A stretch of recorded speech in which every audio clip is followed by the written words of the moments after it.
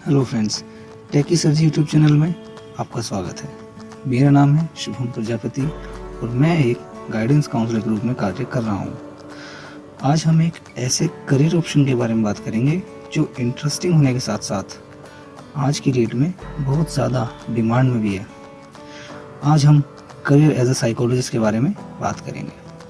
Video देखने के बाद आप इसे लाइक और शेयर करना ना भूलें और यदि आपकी कोई क्वेरी है या आपको किसी और करियर ऑप्शन के बारे में जानकारी चाहिए तो आप कमेंट सेक्शन में लिख सकते हैं।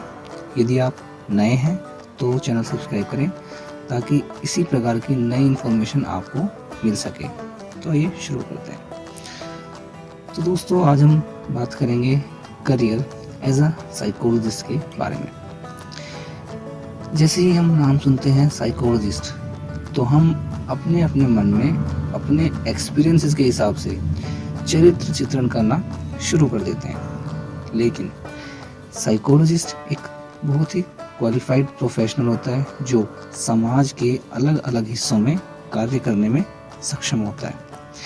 फिर भी साइकोलॉजिस्ट के कुछ मुख्य कार्य होते हैं, जैसे रिसर्च वर्क, असेसमेंट, अलग अलग साइकोलॉजिकल एट्रीब्यूट्स यानी personality, intelligence, attitude, aptitude etcetera, इन सभी का मूल्यांकन करना और डिफरेंट थेरेप्यूटिक अप्रोचेस का इस्तेमाल करके गाइडेंस या काउंसलिंग प्रोवाइड करना।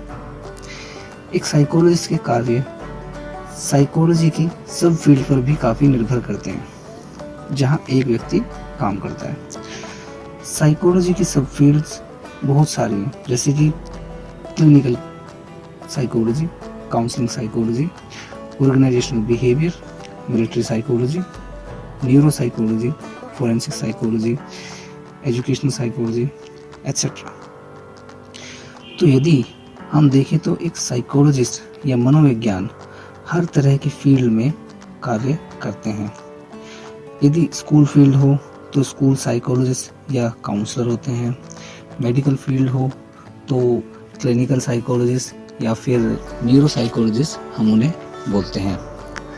और वहीं जुडिशरी में फोरेंसिक, क्रिमिनल और लीगल साइकोलॉजिस्ट को अपॉइंट किया जाता है। और अगर हम बात करें डिफेंस की तो वहाँ मिलिट्री साइकोलॉजिस्ट को हम पाते हैं।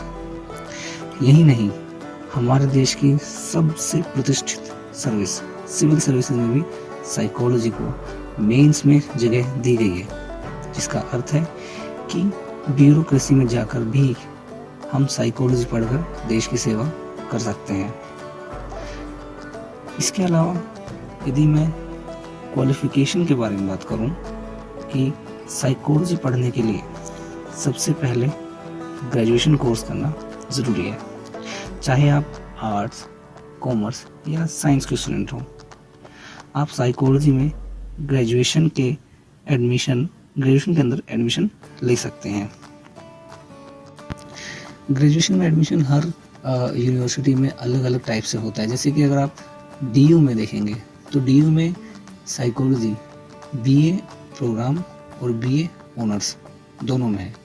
अगर आप बीए प्रोग्राम में साइकोलॉजी लेंगे तो आपको एक एज अ सब्जेक्ट साइकोलॉजी मिलेगी, लेकिन अगर आप बीए ऑनर्स साइकोलॉजी करते हैं तो वहाँ पे आपको मेन सब्जेक्ट साइकोलॉजी मिलेगा और डिफरेंट साइकोलॉजी के सब फील्ड्स भी आपको पढ़ने मिलेंगे।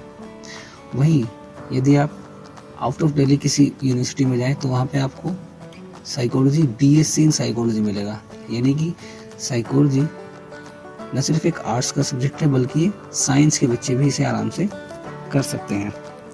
खैर, ग्रेजुएशन के बाद ज़रूरी है कि आप यूजीसी द्वारा रिकॉग्नाइज किसी यूनिवर्सिटी या इंस्टीट्यूट से मास्टर्स या पोस्ट ग्रेजुएशन को परस्यू कर सकते हैं। मास्टर्स एक 2 साल का हमारा कोर्स है। उसके बाद आपके पास ऑप्शन होता है कि आप किसी भी अलग सब फील्ड में जाने के आपके पास रास्ते होते हैं, जिसके लिए आप कोई स्पेशल सर्टिफिकेट या फिर डिप्लोमा कोर्स भी कर सकते हैं। फॉर एग्जांपल, यदि आपको रिसर्च फील्ड के अंदर जाना है, साइकोलॉजी में रिसर्च फील्ड में जाना है, तो आप यूजीसी द्वारा कंडक्ट किया गया नेट जीआरएफ का एग्ज़ाम क्लियर करके एक रिसर्च एसोसिएट बन सकते हैं। इसके अलावा अगर आप चाहते हैं कि आप क्लिनिकल साइकोलॉजी के फील्ड में करियर बनाएं तो आपको RCI यानी रिहेबिलिटेशन काउंसिल ऑफ इंडिया द्वारा रजिस्टर्ड या रिकॉग्नाइज किसी इंस्टीट्यूट से MPhil इन क्लिनिकल साइकोलॉजी का 2 साल का कोर्स करना होता है, जिसके बाद आप एक लाइसेंस्ड या रजिस्टर्ड क्लिनिकल साइकोलॉजिस्ट कहलाते हैं और उसके बेसिस पे आप अपनी पर्सनल या प्राइवेट प्रैक्टिस भी कर सकते हैं। खैर, इसके अलावा यदि आप स्कूल काउंसलिंग के फील्ड में आना चाहते हैं तो आपको मास्टर्स के बाद एक PG diploma in guidance and counselling का कोर्स करना होता है, जो कि यदि हम एजुकेशन के फील्ड में बात करें तो मुख्यतः NCERT द्वारा एक कोर्स 1 साल का कराया जाता है। तो दोस्तों, अभी तक हमने बात की एक साइकोलॉजिस्ट के जॉब रिस्पॉन्सिबिलिटीज़ और क्वालिफिकेशंस के बारे में। अब हम बात करें कि साइकोलॉजिस्ट बनने के लिए कौन से पर्सनल एट्रीब्यूट्स एक व्यक्ति में होना ज़रूरी है, यानी क्या खूबियाँ एक पर्सन के अंदर होनी चाहिए एक साइकोलॉजिस्ट बनने के लिए। तो सबसे पहले तो ज़रूरी है कि हम अपनी एकेडमिक क्वालिफिकेशंस तो ले ही लें। इसके अलावा एक साइकोलॉजिस्ट को क्रिटिकल थिंकर होना बहुत ज़्यादा ज़रूरी है, जो किसी एक सिचुएशन के डिफरेंट एस्पेक्ट्स को एनालिसिस कर सके। इसके अलावा हमें एम्पैथेटिक होना भी बहुत ज़रूरी है।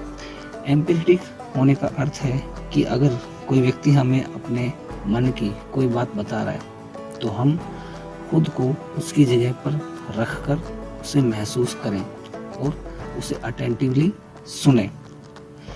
इसके अलावा साइकोलॉजिस्ट का ओपन माइंडेड होना बहुत ज़रूरी है, क्योंकि हम जब डील करते हैं तो हम समाज के हर क्लास के व्यक्ति के साथ डील करते हैं, चाहे वो एक बहुत हाई क्लास व्यक्ति हो या लोअर सोशियो इकोनॉमिक स्टेटस का व्यक्ति हो, चाहे वो एक मेल हो या फीमेल हो, एक स्पोर्ट्स पर्सन हो या फिर एक डिफेंस पर्सनल हो या एक स्कूल का स्टूडेंट हो।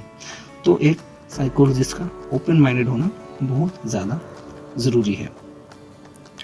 खैर दोस्तों, चलते चलते हम थोड़ा यह भी डिस्कस कर लेते हैं कि इस फील्ड में सक्सेस के क्या चांसेस हैं। जैसा कि इस वीडियो की शुरुआत में ही हमने बताया कि यह प्रोफेशन इंटरेस्टिंग होने के साथ साथ डिमांडिंग भी है, क्योंकि आज लगभग हर देश मेंटल हेल्थ के केसेस देख रहा है। साथ ही साथ भारत, जो एक विकासशील देश है और एक विकसित देशों की श्रेणी में आने वाला है, जहां युवाओं की संख्या तो बहुत है, किंतु प्रोफेशनल गाइडेंस के अभाव में वे डाइवर्स करियर ऑप्शंस पर ध्यान नहीं दे पाते और ऑक्यूपेशनल अपॉर्चुनिटीज़ में सिर्फ कुछ जगहों में ही बहुत ज़्यादा कंपटीशन हो जाता है और कुछ जगहों में जानकारी के अभाव में सीट्स बिल्कुल खाली ही निकल जाती हैं। तो दोस्तों, ये थी कि साइकोलॉजी की फील्ड में कुछ ब्रीफ और इम्पोर्टेंट जानकारी। यदि आप इस फील्ड से रिलेटेड कुछ और चीज़ें जानना चाहते हैं तो आप हमारे कमेंट सेक्शन में पूछ सकते हैं। इसके अलावा यदि आपको वीडियो अच्छी लगी तो आपसे लाइक और शेयर करना ना भूलें और इस चैनल को सब्सक्राइब ज़रूर करेंगे। Thank you so much.